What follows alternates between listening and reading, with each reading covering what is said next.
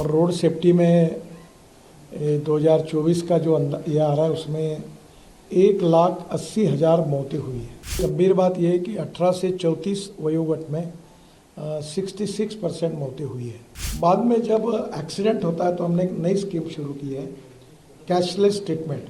वो जो patient admit होगा उसको 7 दिन तक ट्रीटमेंट का खर्चा या मैक्सिमम अप टू 1.5 लाख रुपए हम तुरंत देंगे उसकी ट्रीटमेंट के लिए।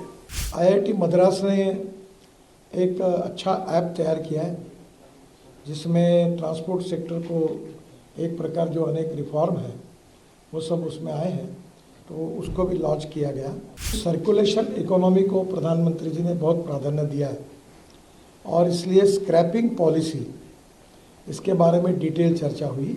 गाड़ी लेते समय जो रजिस्ट्रेशन फ़ी होती है उसमें अगर आपके पास स्क्रैपिंग सर्टिफिकेट होगा तो नई गाड़ी खरीदते समय आपको 50% यानी 50,000 रुपये की सहूलियत देने की योजना है। स्क्रैपिंग के कारण हमारी ऑटोमोबाइल इंडस्ट्री बहुत आगे जाएगी। हमारी ऑटोमोबाइल इंडस्ट्री पहले 7वें नंबर पे थी, अभी 4 महीने पहले हमारी इंडस्ट्री ये 4थे नंबर से 3रे नंबर पर आई है।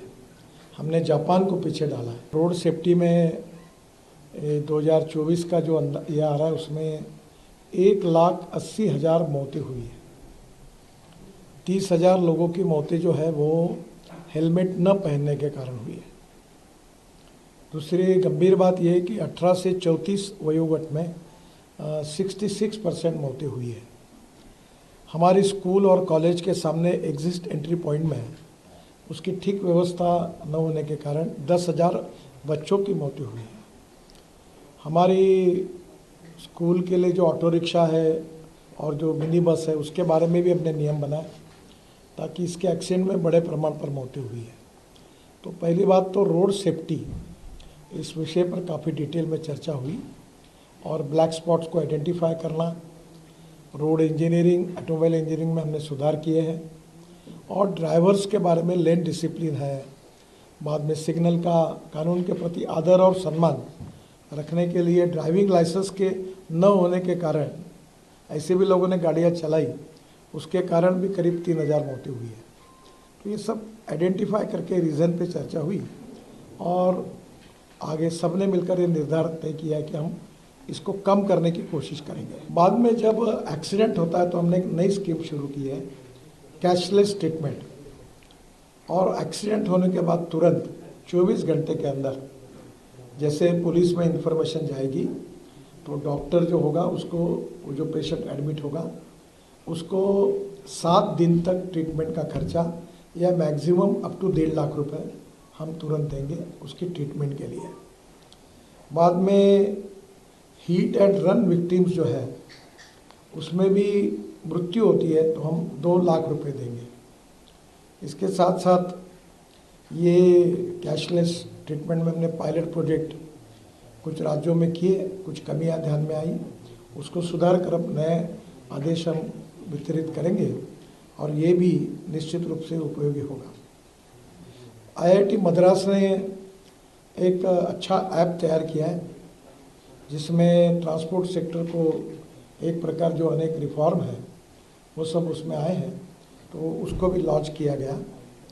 हम सर्कुलेशन इकोनॉमी को प्रधानमंत्री जी ने बहुत प्राधान्य दिया है और इसलिए स्क्रैपिंग पॉलिसी इसके बारे में डिटेल चर्चा हुई। अभी जो गाड़ी लेते समय जो रजिस्ट्रेशन फ़ी होती है उसमें अगर आपके पास स्क्रैपिंग सर्टिफिकेट होगा तो नई गाड़ी खरीदते समय आपको 50% यानी 50,000 रुपये की सहूलियत देने की योजना है। उसके साथ साथ जो मैन्युफैक्चरर है उन्होंने 1.5 से 3% तक कॉस्ट में अगर सर्टिफिकेट हो तो वो भी सहूलियत देंगे। अब नई गाड़ी खरीदते समय पुरानी गाड़ी को स्क्रैपिंग करने के बाद उसके सब फायदे जो है अब मिल रहे हैं और जिसके कारण देश में बड़े प्रमाण पर ये स्क्रैपिंग सेंटर शुरू हुए हैं।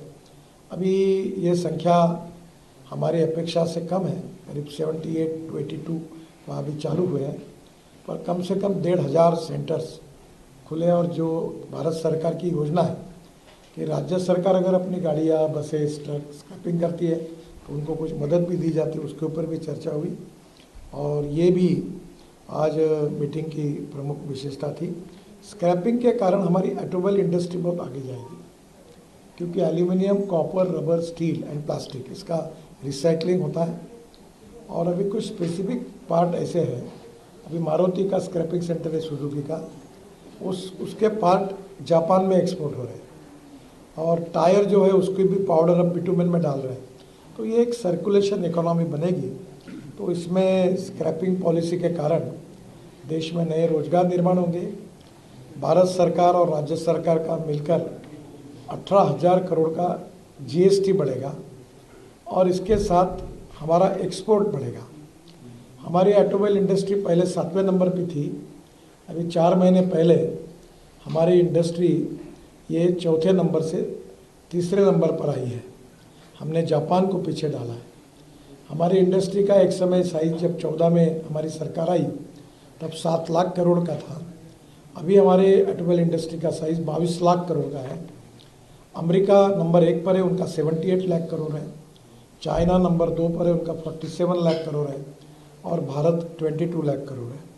अभी इसके सबके कारण हम लोग जिस प्रकार से स्क्रैपिंग पॉलिसी, ऑटोमोबाइल को प्रोत्साहन मिला है, अल्टरनेटिव और बायोफ्यूल में हम वर्ल्ड में लीड कर रहे हैं।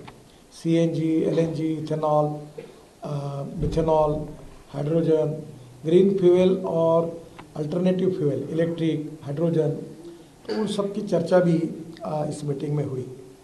ये जो हमने ड्राइविंग सेंटर के साथ फिटनेस सेंटर जोड़ दिए, उसके ऊपर हमारा अनुदान भी है, तो उसके कारण ये भी काफ़ी बड़े प्रमाण पर आएगी। हमारी बहुत अच्छी स्कीम यशस्वी हुई है, भारत एनकैप। अब इसकी स्टैंडर्ड होते हैं स्टार रेटिंग, और हमारे यहाँ पहले बहुत सी हमारे यहाँ की कुछ स्टार गाड़ियाँ थी, वो स्टार रेटिंग में फेल हो गई और वर्ल्ड में वो भेजी गई थी। अब धीरे धीरे हमारे यहाँ के सब कार मैन्युफैक्चरर स्टार रेटिंग पे अपनी गाड़ियाँ भेज रहे, जिसके कारण क्वालिटी में बहुत सुधार हुआ है। 6 एयरबैग्स भी आई है, कुछ जगह 7 भी आई है। तो ओवरऑल ये सुरक्षा के दृष्टि से ये जो भारत एनकैप का जो रेटिंग हुआ, ये इसके कारण ऑटोमोबाइल सेक्टर में एक क्वालिटेटिव चेंज आया है।